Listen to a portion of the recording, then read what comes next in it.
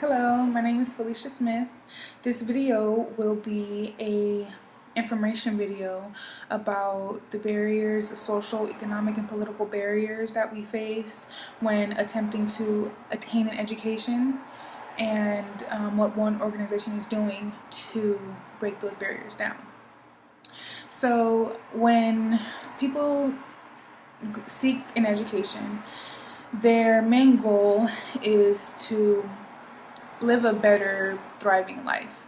To raise their income, in turn raise their socioeconomic status, raise their health habits, raise their parenting skills, raise all types of things. Income is one of those things, though, that generates a good education. And so, although when you're seeking education, one of your goals is to get a higher income, having a high income has a lot to do with, the education that it is that you are able to attain. And so, as I said, we're going to be discussing social, economic, and political barriers. And so that can be an economic barrier to attaining education. A lot of times today, in this society, they're in pretty much around the whole world.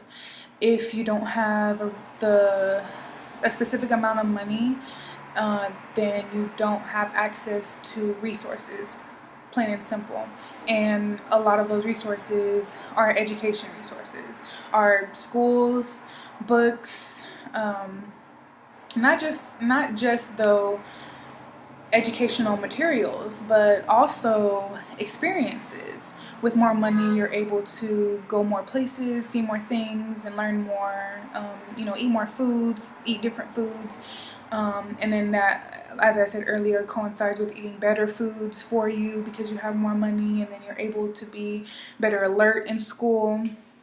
And all of this, your income has a lot to do with how you attain an education, and attaining education in this society is very important to have a high income. That also brings me to my next point, which is kind of some social and some political barriers to attain education, which include your racial and your ethnic background. If you're of minority group in society, then it becomes more difficult for you to attain an education, simply because,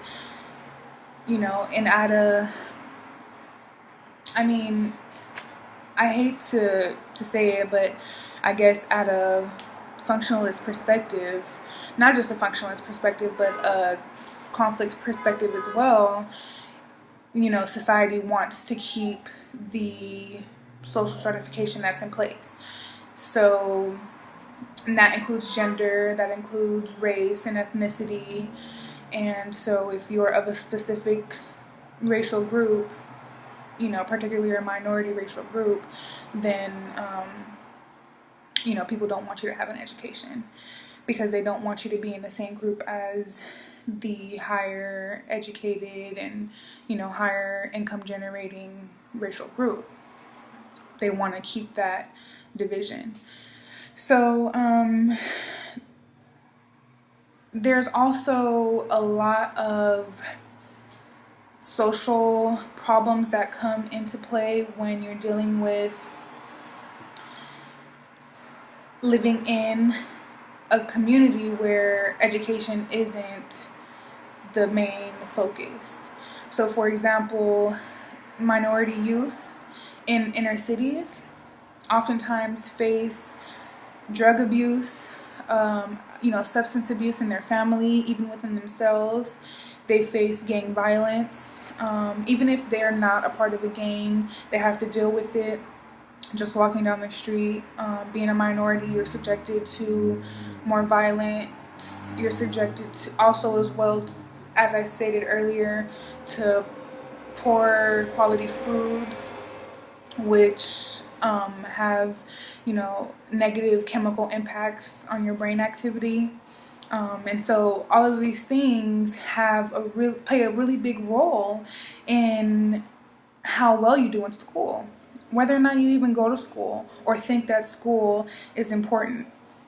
And so that kind of brings me to what I wanted to talk about. And what's most important about this video is what people are doing to face these problems that we're seeing when trying to attain an education, and to not allow them to continue to, stop us from getting our education.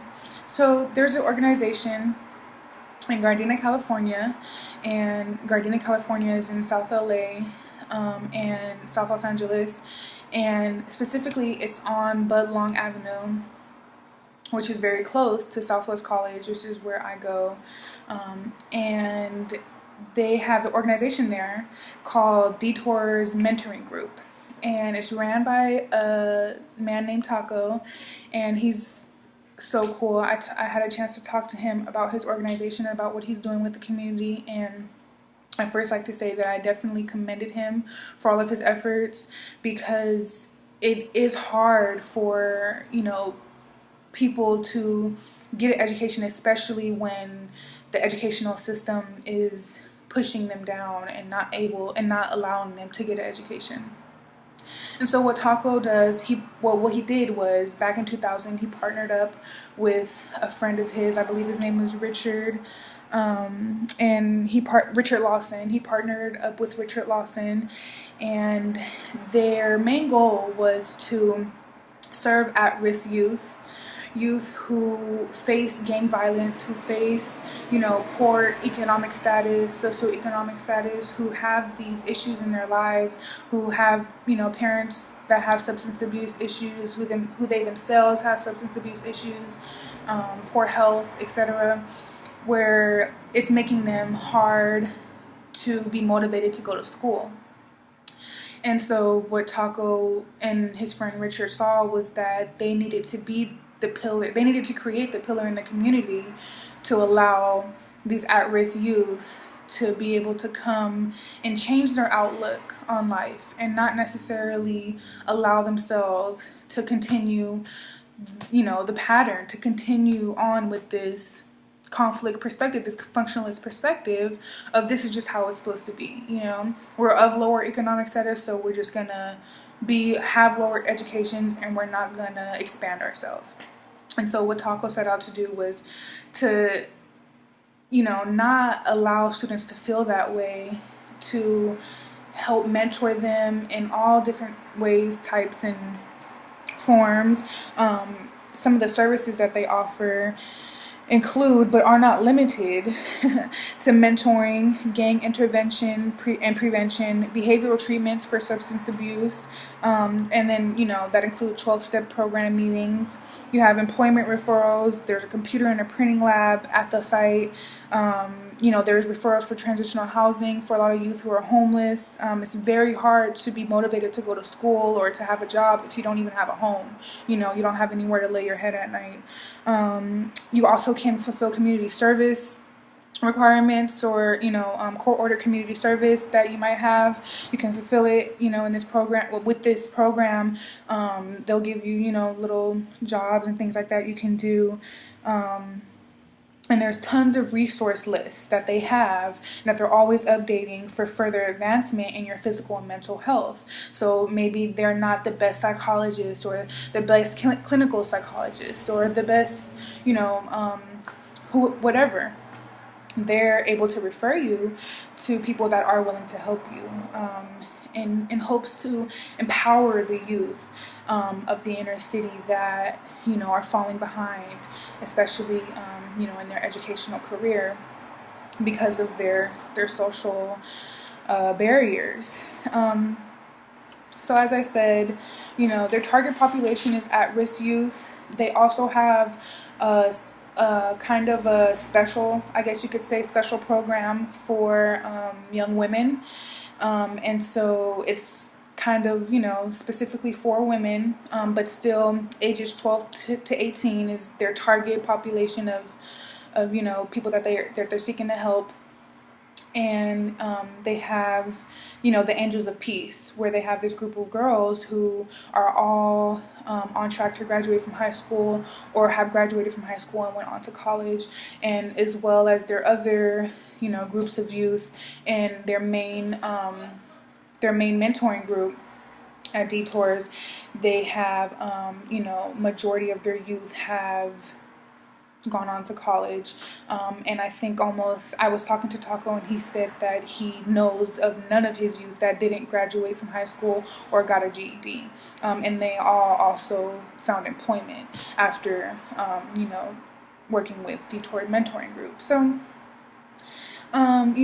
troubling circumstances and crippling pasts, and then your poor family structures, all these things have a lot to do with not being able to attain, higher education, or, a substantial education, an education that's going to help you enrich your life, all around. But it's not impossible, because, as I said, we have organizations out there that are seeking to help, make a difference. So the funding resources that Detours Mentoring Group gains is from local businesses and organizations with similar goals to them. But not just that, there's also organizations and companies that, probably work for food, or for, for specifically gang violence and things like that. It's not just for education, but they help fund Detours. And then you also can have independent funding. So if you would like, or if I would like, I can, donate some money to Detours as well, because it's a nonprofit group, and their main goal is to help people with the resources that they have, because they want to show you that you can change the outlook on your life and on your future with the resources that you already have available to you in the community. So a lot of their goals have to do with connecting the community together, getting parents together, getting community advocates together, also getting connections with small businesses and with organizations that can help fund, their goals and everything like that, and helping, be nurturing to our at-risk youth, and help them attain a higher education. So this isn't the only organization out there that's doing it. There's many more out there, and I think what the most important part about this whole, situation is that there are people out there trying to make a difference, trying to not allow this social stratification to stay in place, in terms of racial and ethnic, education levels. There shouldn't really be a divide, but because there is, we have organizations like this willing to help and make a change. So, yeah.